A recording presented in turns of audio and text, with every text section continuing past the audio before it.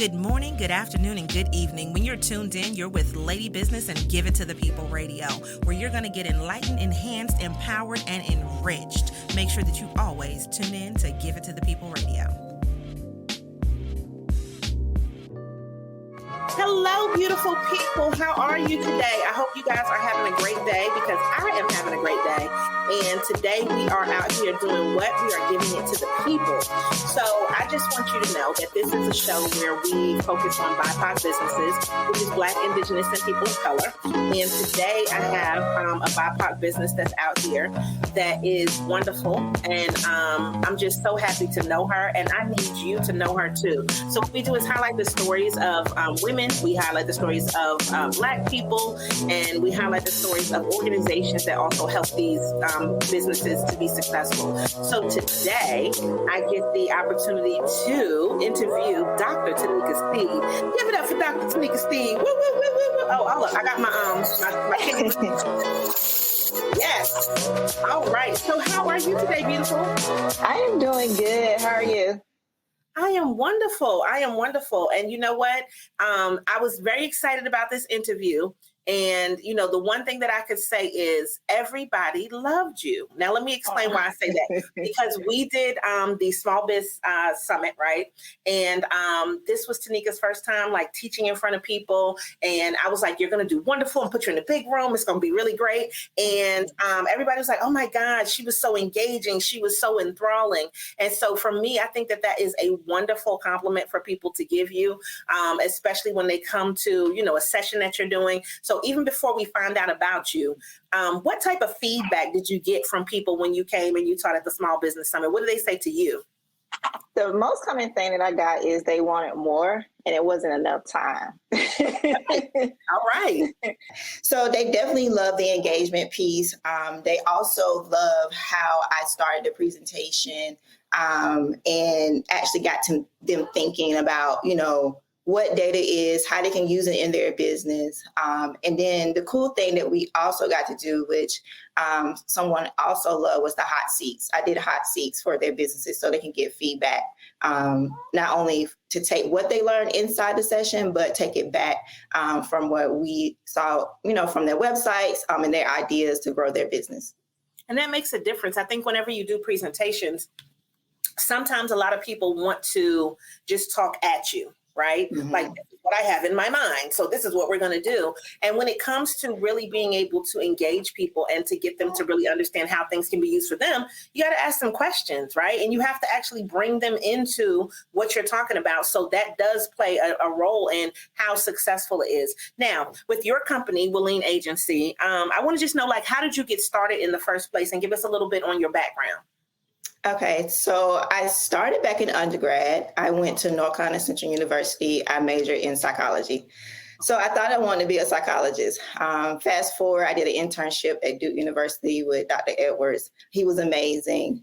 And he gave me a lot of leadership in my internship. And I had to go in and I had my own patients. I had to go in, diagnose them and all those good things. And we did like a roundtable with the doctors and some of the practical students there. And he relied on me to diagnose a patient at that time. And I felt like that was a lot of responsibility. I left that day. I never forget. I left that day. I was like, I don't want to do this. I don't want to label people. I just want to help people. And the part that I loved about the internship was the actual assessment side. And so when I got into the assessment side of it, I was like, maybe there's something over here I could do. So I did some research because I'm a natural researcher, and I found out that I could be a psychometrician. So with psychometrician, all that is just taking the metrics of assessments and making sure that they are fair to test takers. Fast forward from there, I went to UNCG, majored in educational research methods, which focus on assessment and measurement, statistics, and program evaluation. And that's how I got into the field, in a short story. And I worked with different federal organizations and state organizations, had a couple of internships with College Board, who actually makes the SAT. So that's how I got here. Yeah. Okay. And you know what? I think that that is a unique story because you have to love numbers and you have to also, in your profession, I would imagine, love being able to explain why something is a certain way, right? Yes. Yes. There's always the phrase that I love when it says what is it? Men lie, women lie, but numbers don't. The numbers don't lie. Yeah. I also know that you can take numbers and manipulate them to, whichever way you need people to go. So it's so funny, like you say the thing of like, okay, and I tell people, listen, sometimes people don't need to know all of your business, right? So if you say, okay, well, look, I got one brand new client and you went from 0 to 1, that was 100% increase, right? Because you did that. So even though you're using the numbers, you use them to make it make sense for you. So I think that, when you're talking about this and just your path and your trajectory, knowing that you didn't want to do something, that was an important thing. So with that internship, just being able to be in there, I want you to just touch a little bit more on when you said you don't want to label people, because I would think that people still, in order for them to get as much from you with their customers, at some point in time, they need to kind of figure out the type of customer that they want. But when you said you don't want to label people, give me a little bit more on that, because I think that that's interesting. So in the field of health, that's a whole nother story. I just think it's a stigmatism. People are diagnosed with these certain disorders or symptoms or whatever, and it sticks with them. And I didn't want to be responsible for that. And I'll be transparent. When you're studying like psychology or whatever, and when you're in the field of health, you're kind of just taking, you're guessing. And you can mislabel someone. And I know people have had their experience. I've heard that, like, you can mislabel someone. And the other thing behind that is when you actually in a practice, you have to label someone in order to get paid from insurance.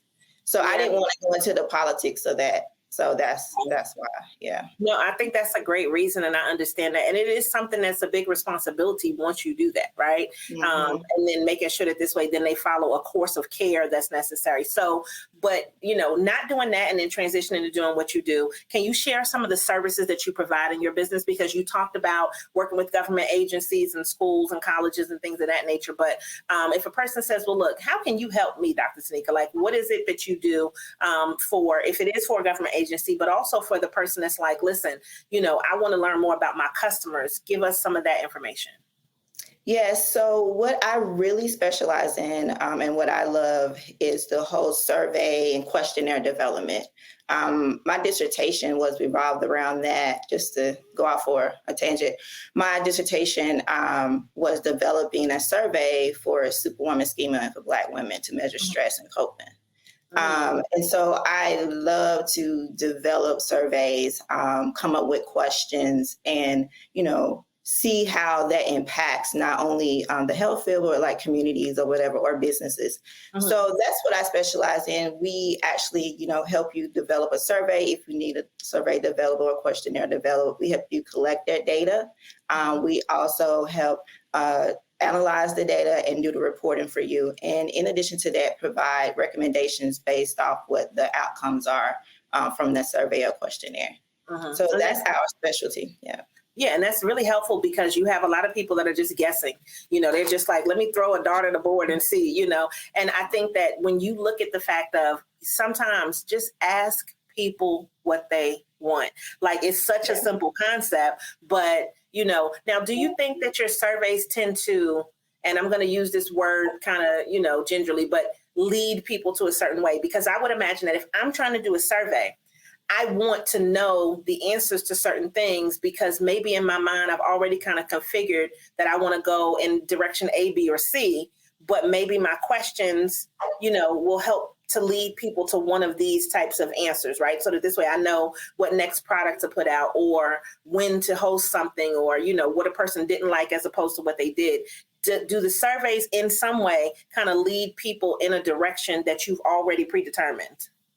It can. It can, because I highly suggest when you're doing surveys to have an intention on what you want it to be. Like, you just don't want to start with anything. You want to know what your intentions are. So it's sort of like doing a research study. Like, you have your questions. So what are your questions? What are your intentions? So the survey will give you exactly what you're looking for.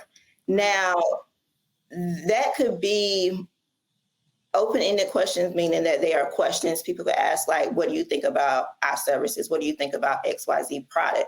but you also can have the multiple choice questions where those are more direct, like how do you feel about our SERM? Is it the greatest? Is it poor? Is it neutral? Whatever. So that's more direct. So you can make it where you can get the questions that you do want, but I do also advise kind of leaving it kind of open and getting that open feedback.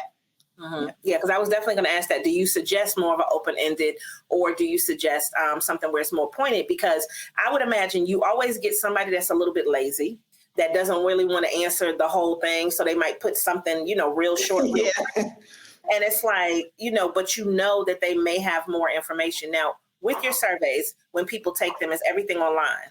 Or is this something where you survey in person also? Now that everything is digital, everything is more online. It's easier because it's an easier process from creating it and then giving it out and then actually receiving the information. Now it's easier for the business owner or the analyst who's doing it. Back in the day when I started, it was paper and pencil, but it can be both. You have to be very mindful of doing paper and pencil because if people are writing in, you may not understand like what they have written. And that is a huge problem when it comes to doing the actual paper pencil surveys. But now people are doing more of the digital surveys.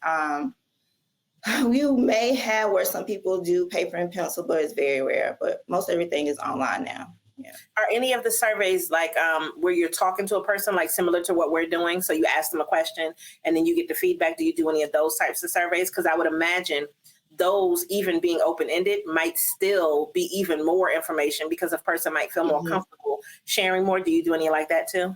Yeah, so we have done focus groups where there are a small group of people, but also one-on-ones like this. So with technology now, you can do the Zooms and the Google Meets and stuff, Microsoft Teams. So you're able to go in and do the interviews one-on-one. And these types of interviews are actually more enriched for the information you're trying to collect. From my experience and expertise, it's great to have, this type of interview, one-on-one focus groups in combination with the survey, because it just makes your data, your information richer.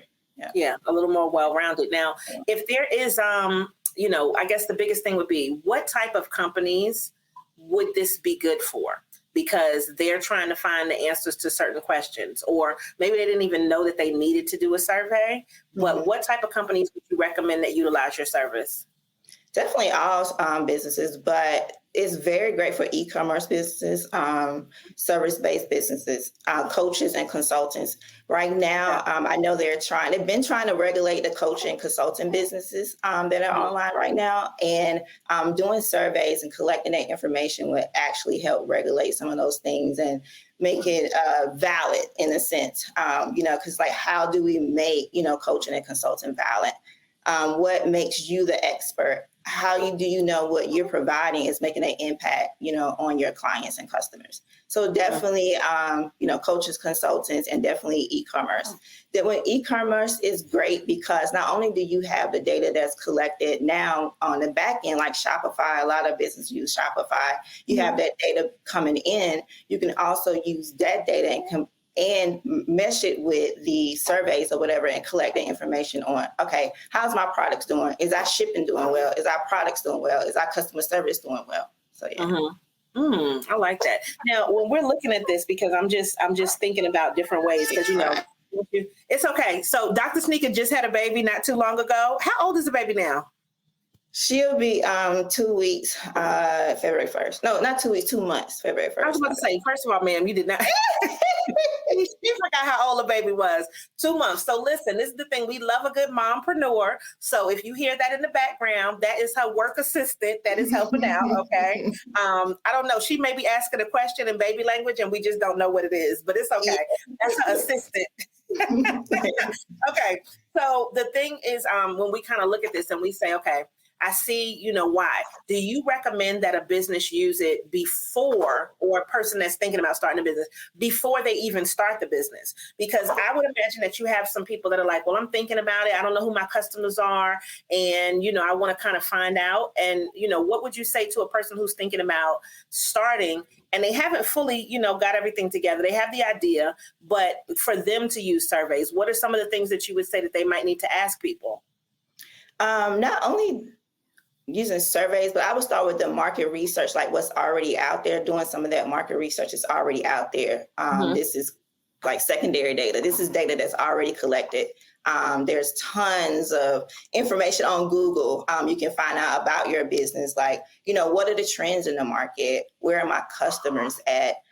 Even Facebook ads. So going back into the Facebook Manager, like you don't have to go and do an ad. You can go in Facebook Manager and get some of that data already that's collected, across, the globe pretty much. And you could see exactly, what customers want, what customers don't want, where are the customers at, where do the customers hang out? Starting there is very, very important. Also doing focus groups, a small focus group. It doesn't have to be a huge focus group. It could be 4 or 5 people that you can get together and ask them about, the products you want to provide or the customer service or services that you want to provide. So that is very, very important because being an entrepreneur, starting a business, especially if it's small, it takes time and it takes a lot of money, and you don't want to waste a lot of money. So, going in and doing that research, that market research, doing your focus groups, doing those surveys in the beginning is definitely going to save you time and going to save you money. But at the same time, you'll actually know, is this product worth putting out to the marketplace? Is this service, worth putting out into the marketplace? Do they even need it? Or should I, go and pivot off into another direction? Because you just don't know. Don't know. Yeah. And that makes sense because sometimes I always tell people, listen, when you break it down and you say, how do I do this business? You could look at 10 different people and they could have the same business and they could do it totally, completely differently. And it's a lot of it has to do with experience. It could be location. It could be who knows who, that connectivity. It could be certifications, education. It could be a lot of things that lead a person to look at the same exact business and do it differently. But when you survey and you really then take the time to kind of get to know who are your people and what do they want, then that can lead your business. Now, I just want to get your take on this because there's been a lot of trends now that, and this was one of the things that was said at the Small Business Summit, that was Carl Robinson, who owns R&R Trucking. He was basically saying the companies now are having to bend to the will of their employees and to their customers for what they want, right? So I just saw this video where they have a Taco Bell that is fully, completely automated. Now, I'm sure there are probably some humans somewhere, but you go, you type in your thing, you know what I'm saying? You put your order, it drops your order down from this thing, it's in the bag, and you swivel it just like if you were at a bank teller, right? Now, when you think about this, somebody had to do a survey to say, people don't want to deal with people. They want to have this automated service, right? And even if you notice now, if you may not have seen that Taco Bell, because it wasn't in this side, I think it was like in California. Okay. When you go into McDonald's now, McDonald's has it, right? When I go into the Walmart, which I do not like to have to always bag my groceries. So I don't like going in and I have no choice but to bag my own groceries. Can you give me the option? So when you look at that and you look at how companies are changing and shifting, what would you say as far as like, what are they doing to see if this is what customers really want? Are they just assuming it? Or do you think that they actually did some research to say, you know what, people want to bag their own groceries? Right? They actually did some research. Big companies, they always are collecting data. They actually have huge research and development teams. They do not go into business unless they know exactly who their customer is, what their customer want. And even after they start the business, with this huge research and development team, they're always collecting data, always going out and doing focus groups. I had a friend who worked at Procter & Gamble. So she worked with Procter & Gamble, and they did a lot of focus groups for Walmart. So they are actually continuously doing research and development, understanding who their customer is, actually bringing the customer in and asking them, do you love Gain? Do you love Gain on this aisle? Does it make sense to be on this aisle? Should we add in detergent for moms and babies? How do you feel about, whatever in relation to, let's say, like detergent? So they're always doing research. They're just not throwing anything out there and just, okay, if this works, we're going to pray and hope it works. No, they're asking the customer all the time. I love Nike. So every time I would Orlando, I would go to the Nike outlet. So when you go to the Nike outlet, and I think even at Nike, they on their receipt, it will say they want your feedback. In exchange for the feedback, you get like $20 off. That's research. So they're asking you, okay, did you find what you're looking for? How was the sales rep? Did the sales rep help you? Do you want to provide additional information? Would you like to see more of this type of shoe in the store?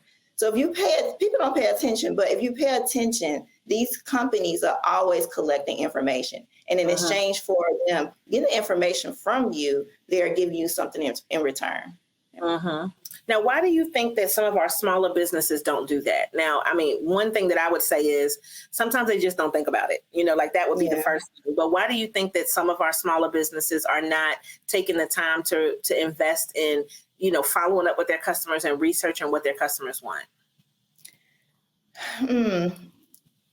This is just my personal opinion. I just think that our industry has not done enough of educating and informing even the public on, how important research and information is. And so you just think that, I don't need it, or I don't even know what it is. Most people don't even know what it is. I always tell people every day they're collecting data every day. They've been doing this for years. That's exactly how they know how to build homes, how to, why Walmart has the self-checkout. And actually, speaking of that, they said that customers wanted that. So anyway, but so, I think it's informing the public on how important research is. And when it comes to business, you always hear about marketing. And then inside of marketing, you hear a little bit of the research, like what's my customer avatar, whatever, but not really, how do I incorporate this into my business where it's long-term, like a bigger business where I can grow it, where I can satisfy my customers, and continue to strive. So. Yeah. No, and I like that. And, honestly, I was excited for this interview because I said to myself, you know what? I have some new things that I do want to do. And I think that starting from a research perspective and surveying people like what you're talking about makes sense, because I think sometimes we're so busy trying to get to the dollar that maybe we don't spend as much time in that research area. And so when I'm teaching people, I always tell them, look, do that focus group, send that survey, ask people what they think before you start. But you know what I don't do as much is say continuously survey them, like keep it up, like do that on a regular basis to see it. And I know that a lot of people do, and they do like an annual survey, but maybe an annual survey isn't enough. You know what I'm saying? So how much, if you're talking about like, if you were looking at your average business, how many times a year would you say that you think that they should survey their people?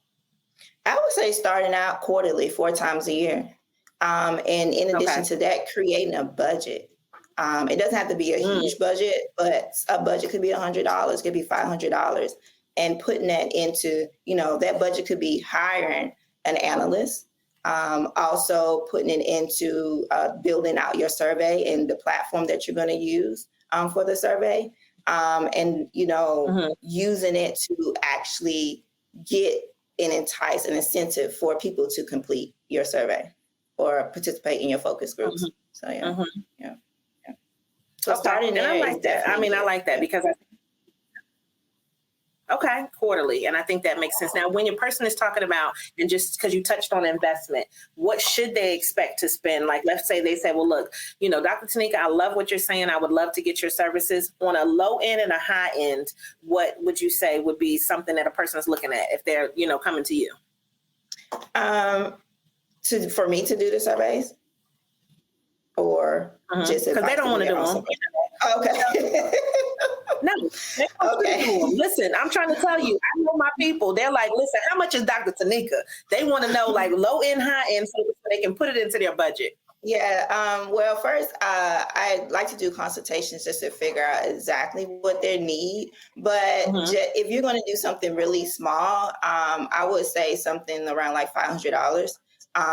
Starting out, that gets you, the survey piece developed, maybe some recruiting for how to recruit, people to take your survey, actually provide an incentive at the end for the people to take the survey.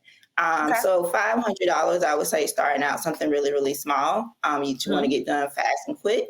All the way into the high end, I would say, it could go to 5,000 or more. $1 million. Go up to $1 million. You put your pinky, $1 million. But no, but that's a good thing, so that this way a person kind of has a range, and then they can go ahead. So where can they contact you to get that consultation? Well, definitely my website, WilleneAgency.com, and that's WILLENE agency.com. And you can also find me on LinkedIn at Teneka Steed. Yes, definitely. Now, if you had any advice to leave our business owners with that would allow them to just be more successful in relation to what you do and how you help people, what would that piece of advice be? I would say, don't be afraid of data. Don't be afraid of numbers, because at the end of the day, it's just information. All we do as analysts is take that information and change it into numbers so that we can analyze it and get some type of trend or outcome that you're looking for and get back to you so you can use that to impact your business, impact your customers and clients, and continue to grow your business. So don't be afraid of data at all. You can start doing, your own data collection, your own surveys or whatever in a small portion. Start with a focus group, start with an interview like this, select a couple of customers to ask them, feedback about your business or your product. So start there. Don't be afraid of data. It's just information.